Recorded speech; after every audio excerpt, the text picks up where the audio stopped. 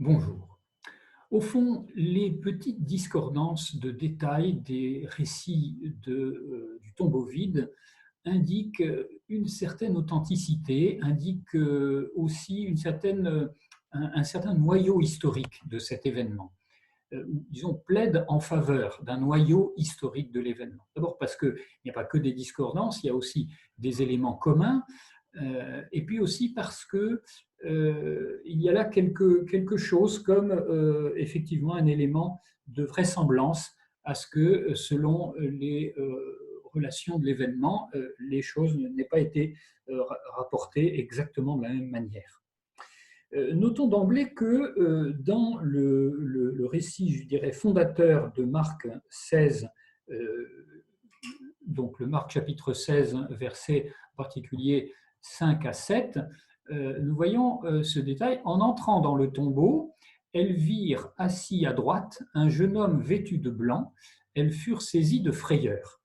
La première chose donc que voient les femmes, une chose est sûre, ce sont des femmes qui sont les premières témoins de la résurrection.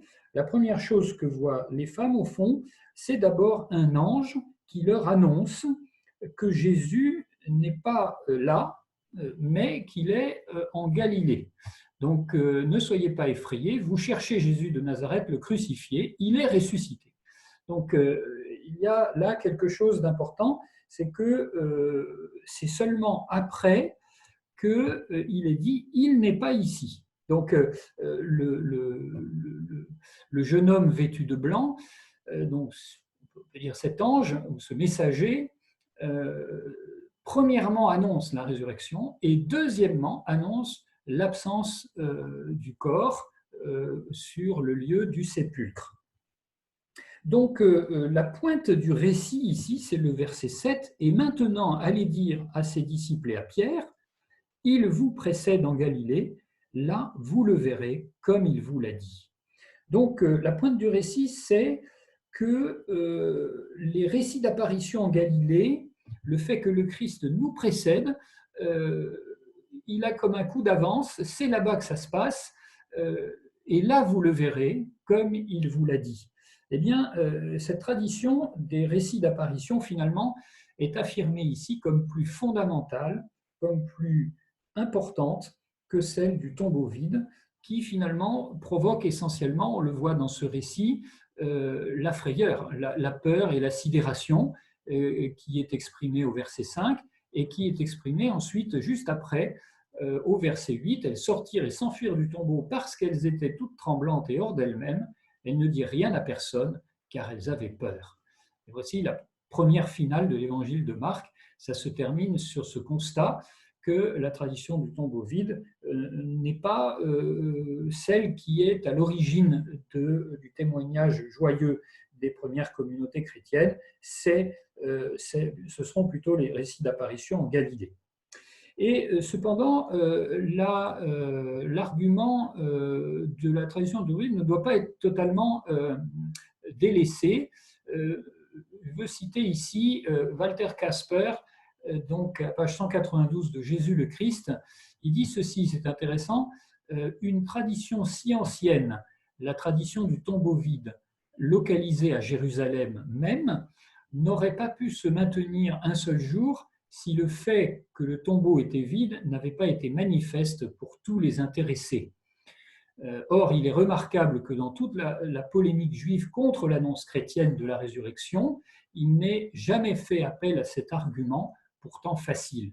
Donc il y a quelque chose qui aurait pu être monnayé facilement par les détracteurs des chrétiens, et cependant, donc cela n'a pas été le cas, et donc on peut penser que effectivement, si le tombeau avait été trouvé vide, même si cela ne constitue pas une preuve, ça n'aurait pas tellement été crédible d'annoncer, s'il n'avait pas été trouvé vide, ça n'était pas crédible d'annoncer la résurrection de Jésus. Bon, on voit que donc Walter Kasper indique un peu plus loin, la page 198, la foi pascale n'est pas en premier lieu la foi au tombeau vide. C'est très intéressant. Elle est la foi au Seigneur exalté et vivant, Pâques n'est pas un fait qu'on puisse alléguer comme preuve de la foi. Pâques est lui-même objet de la foi. Donc elle est la foi au Seigneur exalté et vivant.